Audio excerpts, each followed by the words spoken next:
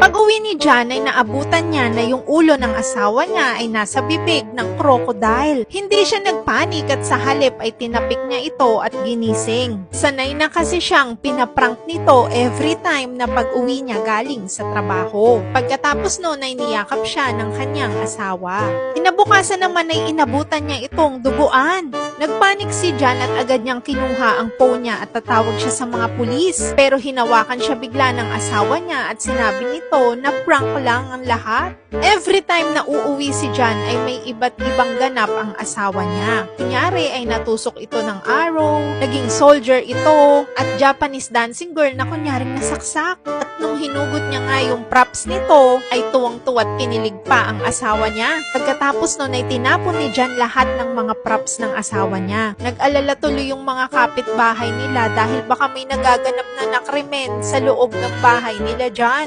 Pag-uwi nga niya ng gabi ay nakita naman niya yung asawa niya na nagro-roleplay na naman ito na tinamaan ng maraming arrows. This time ay nakisakay na si John at kunyaring umarte-arte siya sa ganap ng asawa niya. The next day naman ay nakahiga ito sa coffin at nagpanggap na vampire. At meron pang iniwan na script para talagang ganap na ganap ang pag-arte nilang dalawa. Nung sumunod na gabi naman ay nakahiga naman sa hospital bed ang asawa niya at may alien sa gilid. Pero habang nasa trabaho si John, naisip niya na pagod na siya sa mga ganap ng asawa niya. Kaya naman nagpatulong na siya sa kaibigan niyang si Jason. Gusto niya daw na mabago na yung routine ng asawa niya. Kaya naman pinakilala ni Jason yung asawa niya sa asawa ni John. Akala ni John dahil may kaibigan na ang asawa niya ay magbabago na ito. Pero nagpatuloy pa rin ito sa kanyang mga roleplay. Sinubukan din ni John na ipasok sa trabaho yung asawa niya. Pero kahit na may trabaho na ito, ay tuloy pa rin sa pagro-roleplay.